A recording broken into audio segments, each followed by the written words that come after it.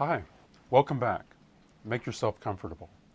In this presentation, I want to introduce you to the great divide between the traditional world and the modern world. Gosh, there are a lot of ways to define the traditional world, the modern world. Here's what I'm going to do. I think of the traditional world as a world in which the basic circumstances of life don't change much from one generation to the next. The modern world is one in which the conditions of life are changing constantly. One way of measuring that great divide is by looking at population, people's lives getting longer, women having more children. You can see some really pretty striking numbers. So if you look at this chart, you'll see that between the year 0 in the Common Era and the year 1000, 1,000 years, 10 million people. Very little change. In the next 250 years, between the year 1000 and the year 1250, up 90 million. In the next 250 years, between 1250 and 1500, up 100 million. So very slight rate of population increase. Then this picks up a little bit between 1500 and 1750. It looks like in that 250-year period, 290 million people in 250 years. There have been some developments in irrigation capabilities and so on that have caused population growth in China, in India, in Northwest Europe.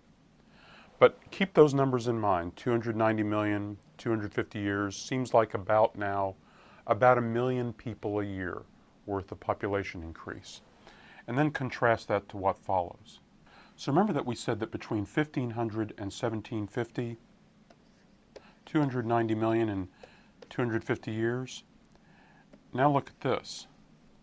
That's 187 million people more in how many years? 50 years. Think that's a fluke? Check this out. 1800 to 1850, that's 284 million, 50 years. In other words, the rate of population growth has more than tripled in the second half of the 1700s. And that just continues on into the 1800s. And if you follow this chart, we're off to the races. So something has happened. There's been a break point at which the whole rate of human population on planet Earth has dramatically changed in the late 1700s, a change then that doesn't quit. That's a great divide. Now here, with the aid of a wonderful interactive map prepared by the Public Broadcasting System for their NOVA series, you can also see the distribution of population as well as seeing how much it changes. Year 0, 1,000 years later, very little change. You see where the distribution is.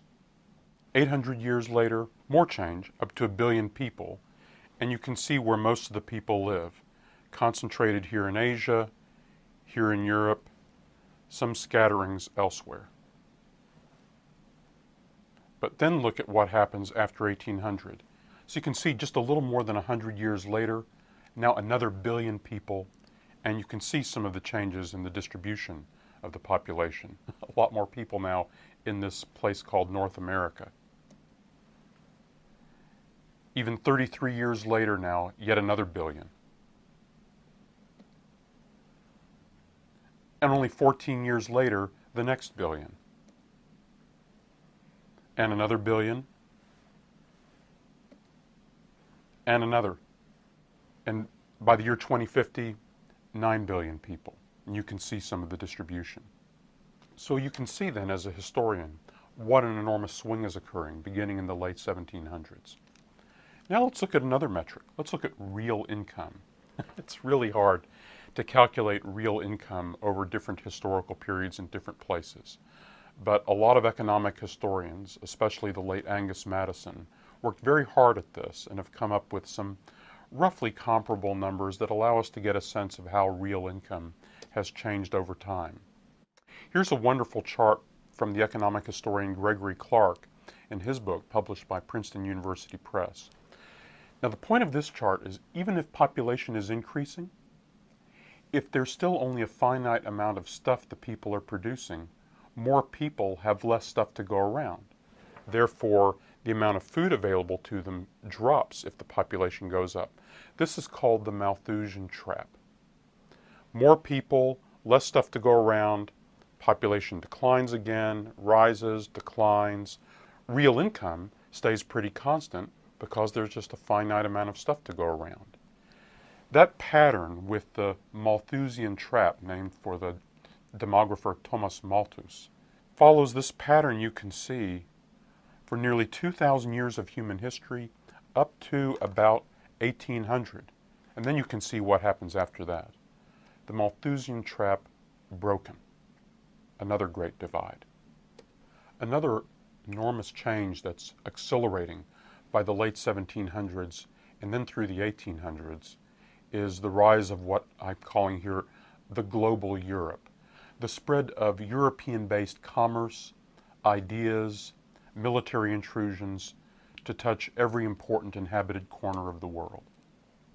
You could see the Great Divide, too, in the changing nature of political ideas.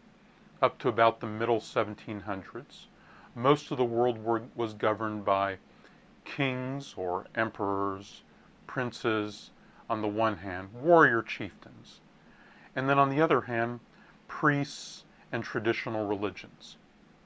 The political revolutions, what we might think of in America as the American Revolution, the Declaration of Independence and all that. In Europe, they might think of the French Revolution, liberty, equality, fraternity, those ideals and their spread.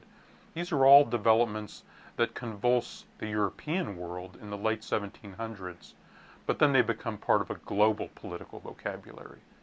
Either people accepting it or rejecting it, but they're reacting to it. It's changing the conversation. Yet another break is cultural.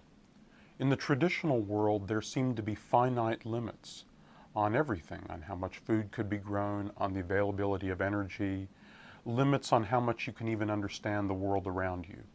With all kinds of breakthroughs in science and the development of technology in the late 1700s and 1800s, the sense of human mastery over the environment, human ability to create new sources of energy, has enormous cultural effects. Just the whole beliefs people have about their relation to the world change.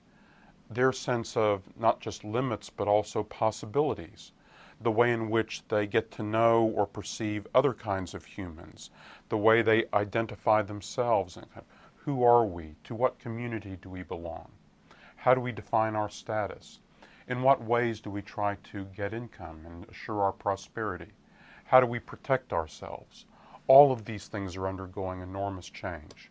We'll talk some more about those different belief systems next time, delving more into what we mean by the traditional and the modern. See you then.